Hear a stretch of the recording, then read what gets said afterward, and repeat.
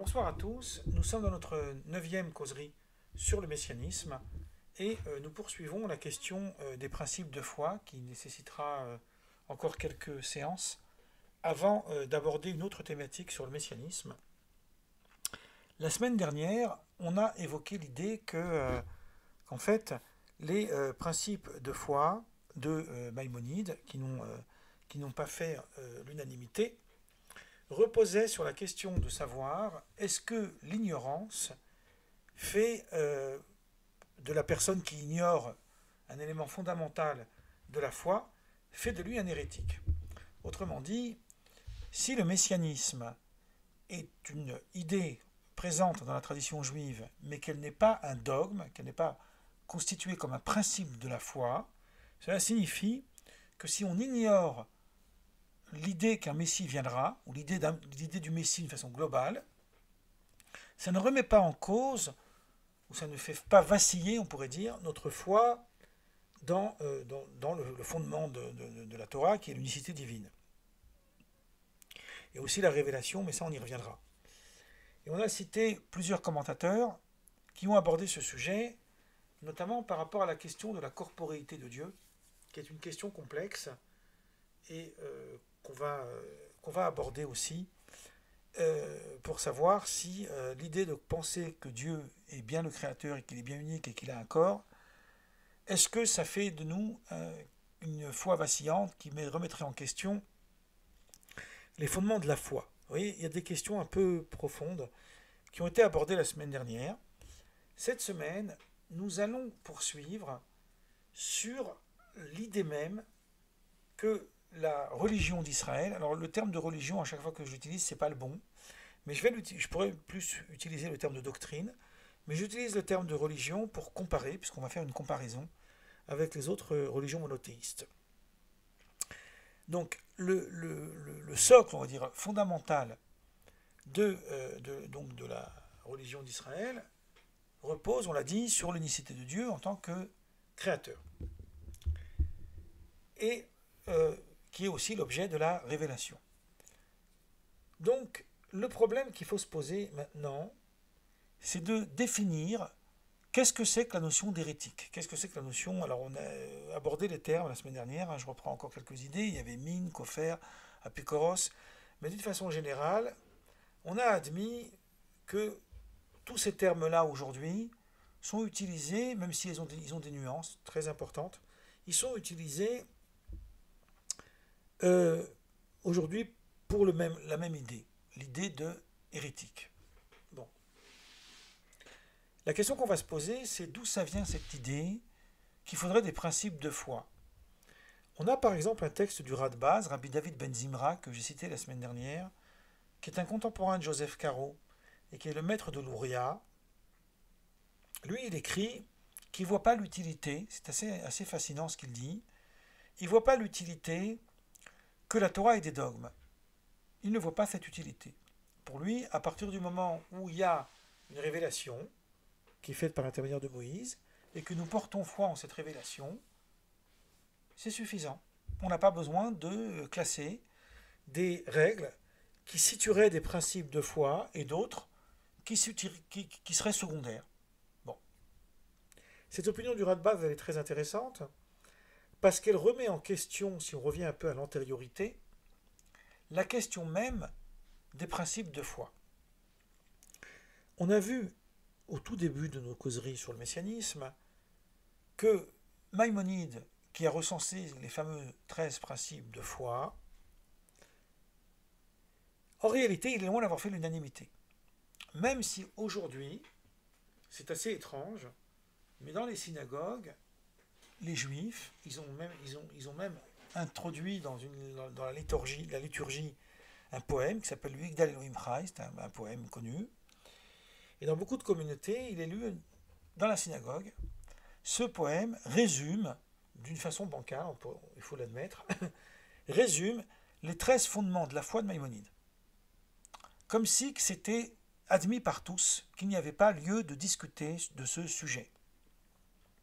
Et pourtant, Maïmonide, il est le seul qui a explicité, on va dire, la foi de cette manière-là.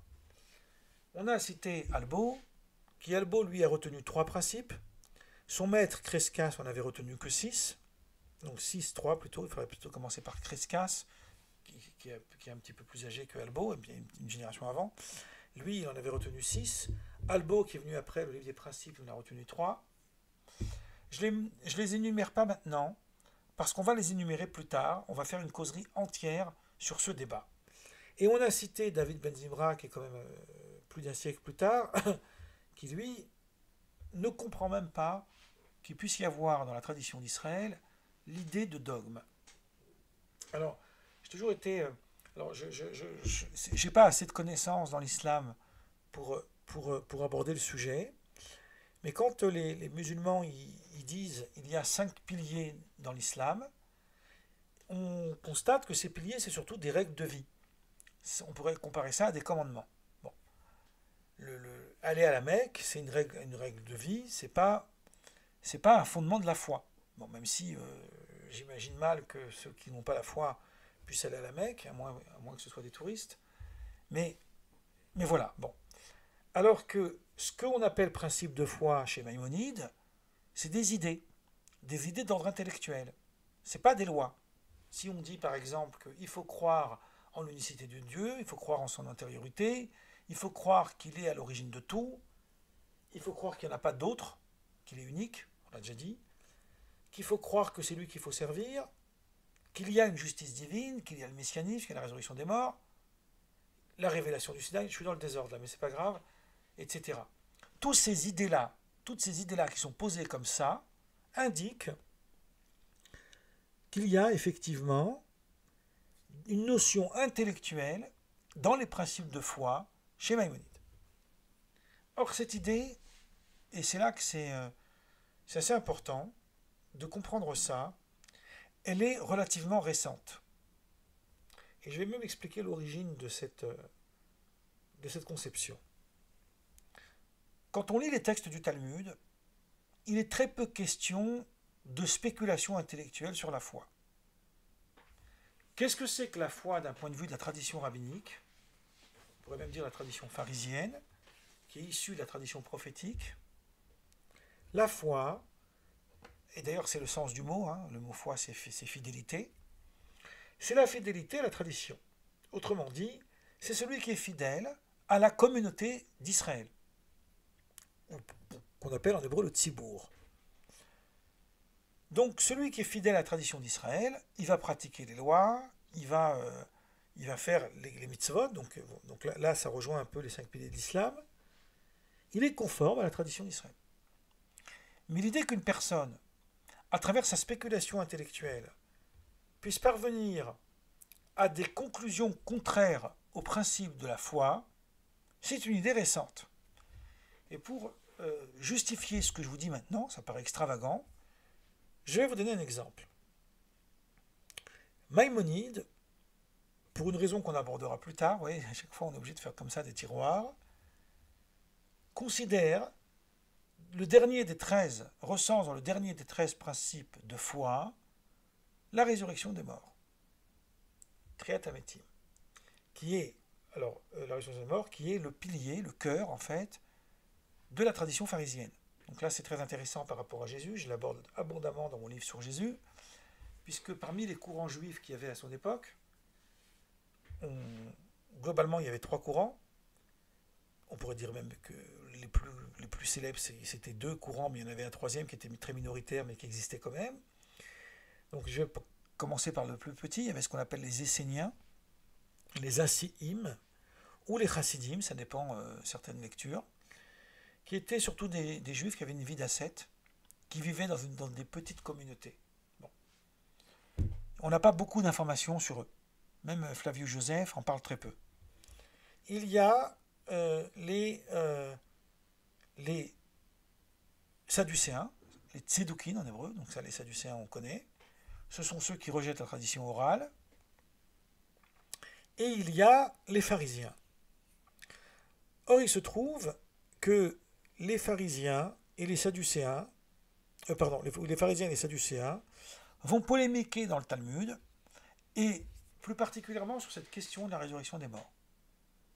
Et ça n'est pas pour rien que dans les évangiles, on a aussi, de la même manière, un débat entre Jésus et les Sadducéens sur cette question précise de la résurrection des morts. De quoi s'agit-il? Alors, l'idée de dire que les morts vont revivre, c'est simple à comprendre, même si ce n'est pas tout à fait rationnel, c'est simple à comprendre. Mais la Mishnah, dans le traité Sanhédrin, le dernier chapitre du traité Sanhédrin, parle de la résurrection des morts. Il parle aussi du messianisme. C'est un chapitre qu'on appelle le Perek Chelek. Chelek, c'est la part. Pourquoi la part? Parce que la Mishnah commence par dire, et je vais la dire en hébreu et la traduire, Kol Israël yesh lahem chelek leolam haba. Tout Israël a part au monde qui vient, a droit au salut. Et puis ensuite, quelques lignes plus loin, la Mishnah nous dit, et voici ceux qui n'ont pas part au salut, qui ont perdu leur droit au salut. Et on va citer cette phrase, on va dire, à Omer, celui qui prétend que en triatametim min Torah, que la résurrection des morts n'est pas dans la Torah. Il n'y a pas dans la Torah de preuve sur la résurrection des morts. Alors, ici tout de suite, il y a une question, bon c'est une question rhétorique, mais comme on dit à la yeshiva, c'est une question bombe atomique.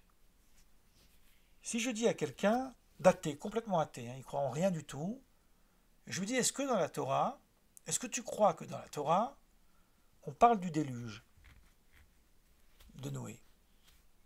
Il va me dire, mais qu'est-ce que j'ai besoin de la croyance pour ça? Ouvrons le livre et lisons-le. Si il est écrit qu'il y avait bien l'arche de Noé et qu'il y avait bien un déluge, c'est qu'effectivement la Torah parle du déluge. Est-ce que ça veut dire que moi je dois croire que ça a eu lieu? C'est une question secondaire. C'est pas la question que tu me poses. Tu me demandes est-ce que c'est écrit dans le livre? Alors dans le livre, j'ai pas besoin de croire, il suffit d'ouvrir le bouquin et de le lire. Une fois que j'ai trouvé qu'on parle du déluge, eh ben c'est très clair, le livre parle bien du déluge. Alors là, regardez ce que dit la phrase. Celui qui dit qu'il n'y a pas de résurrection des morts dans la Torah, il n'a pas de part au salut. En tous les cas, il n'a pas droit à la résurrection des morts. Donc pourquoi la phrase elle est formulée comme ça? On aurait dû dire celui qui renie la résurrection des morts. Il a renié la résurrection des morts. Que ce soit écrit dans la Torah, qu'on le connaisse par tradition, que ce soit des prophètes qu'il ait énoncés plus tard. Peut-être. Pourquoi pas? Mais là on lui dit, il faut que tu crois que c'est dans la Torah. Rashi, le commentaire classique, donc c'est pas la peine d'aller chercher des livres poussiéreux, puisqu'on l'a sur la page même du Talmud, pose cette question que je viens de vous poser. Pourquoi c'est formulé comme ça? Et Rashi nous dit quelque chose de lumineux. Je l'avais traduit en français, mais c'est pas grave, je vais vous le dire par cœur, parce que le temps que je le cherche, ça va prendre un peu de temps. Voilà ce que nous dit Rashi. Rashi nous dit, plus loin dans le Talmud, parce que le Talmud il est en deux parties, c'est des choses normalement que vous devez avoir peut-être déjà un peu connaissance. Il y a une partie qu'on appelle la Mishnah, qui a été qui a été compilée par un rabbin qui s'appelle Yehuda Anassi au IIe siècle.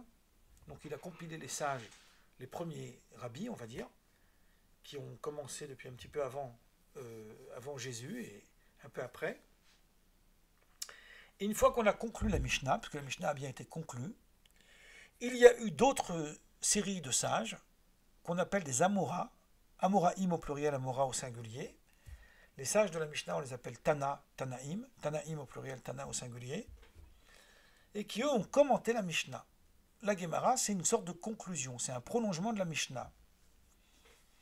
Donc, la Mishnah nous dit tout Israël a part au monde à venir, etc. Ensuite, elle nous dit ceux qui n'ont pas part, entre autres ceux qui disent que la résurrection n'est pas dans la Torah. Et ensuite, la Gemara va commenter. Rachid nous dit quand on regarde la Gemara qui commente la Mishnah, la Gemara elle nous dit Minaïn litriatametim mina Torah. D'où savons-nous que la résurrection des morts figure bien dans la Torah? Donc on va voir ici quelque chose de très important. On ne va pas chercher à savoir est-ce qu'un jour les morts revivront. On va dire que ça c'est admis, c'est acquis par le peuple d'Israël, enfin en tous les cas dans la tradition pharisienne. Mais on va s'interroger de savoir à partir de quel verset on le déduit. C'est-à-dire qu'on va faire ce qu'on appelle de l'herméneutique. C'est ce qu'on appelle les 13 règles avec lesquelles la Torah s'interprète. Alors il y a d'autres lectures, il y en a qui invoquent plus de règles, ce n'est pas mon sujet.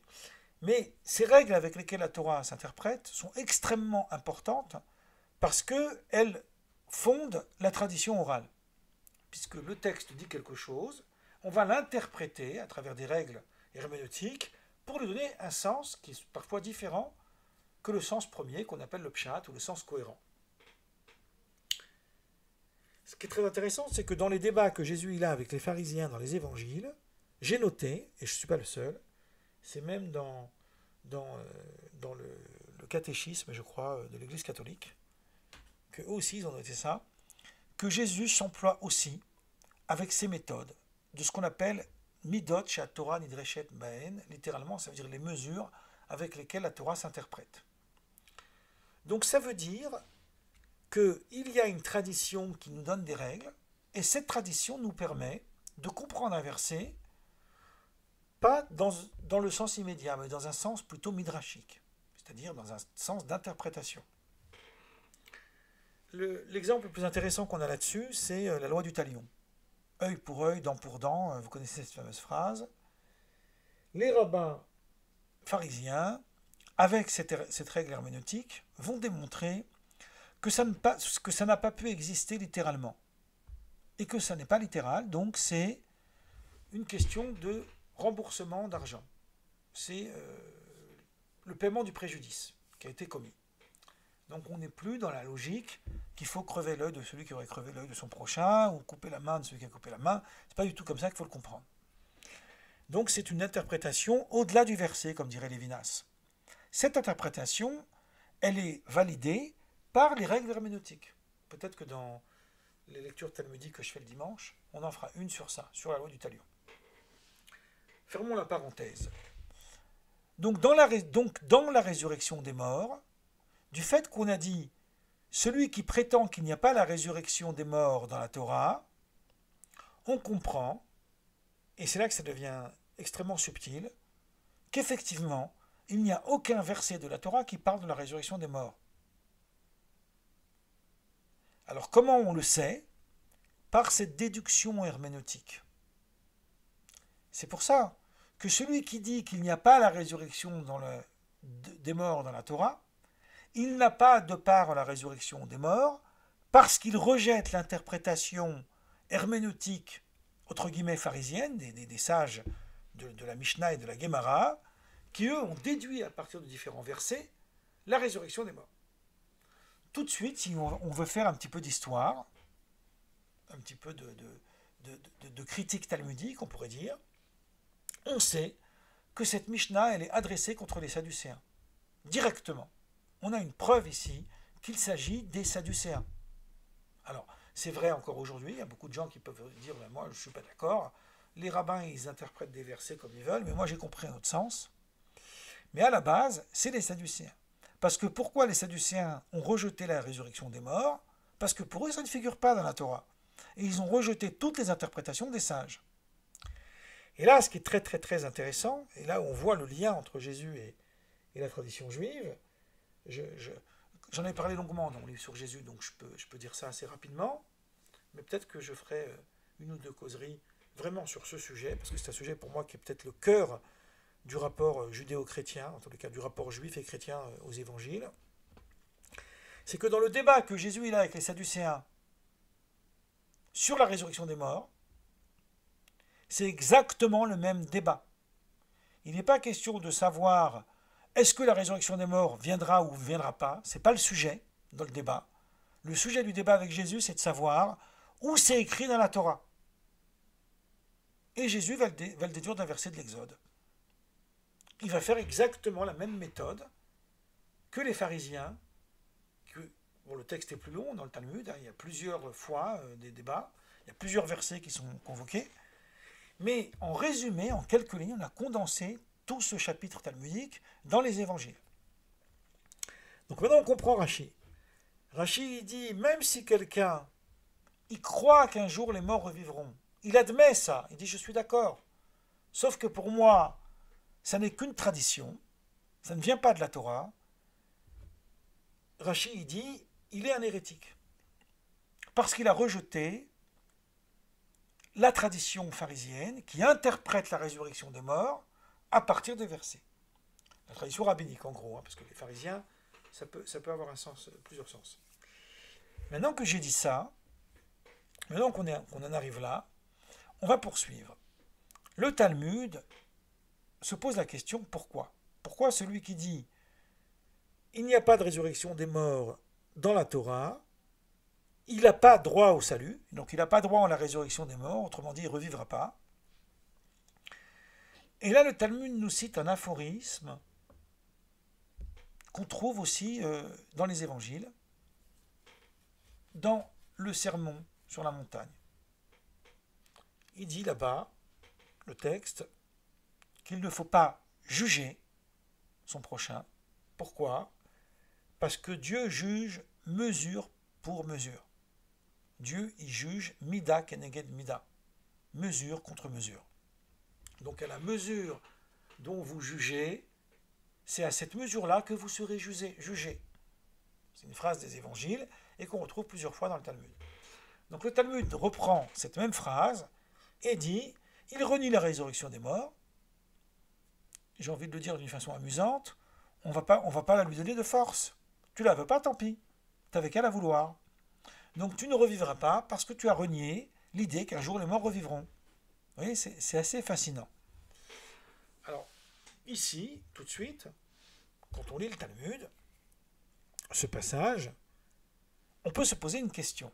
On peut se dire, mais pourquoi le texte est obligé d'avoir recours à cette idée que Dieu juge mesure pour mesure, alors qu'il peut très bien dire, tout simplement parce que c'est un hérétique. Il a rejeté un des fondements de la foi. Maïmonide compte les résurrections des morts comme principe de la foi, donc c'est bien un principe de la foi. Il a rejeté un principe de la foi, donc c'est un hérétique. Donc de là on voit qu'en réalité, la notion d'hérétique dans le Talmud, c'est une notion très floue, très difficilement cernable. Ici, il n'a pas droit à la résurrection des morts, non pas parce que la résurrection des morts serait un principe de foi, ça l'est peut-être, mais c'est pas pour ça. Mais c'est parce que Dieu juge mesure contre mesure. Alors que Maïmonide, lui, modifie quelque part cette interprétation, cette lecture, et il va en proposer une autre en disant tout simplement parce qu'il a renié les fondements de la tradition d'Israël. En réalité, Maïmonide ne dit pas tout à fait ça, mais c'est ce qui est logique, c'est ce qui ressort logiquement de ce qu'on vient de voir. Maintenant, on va se poser une question.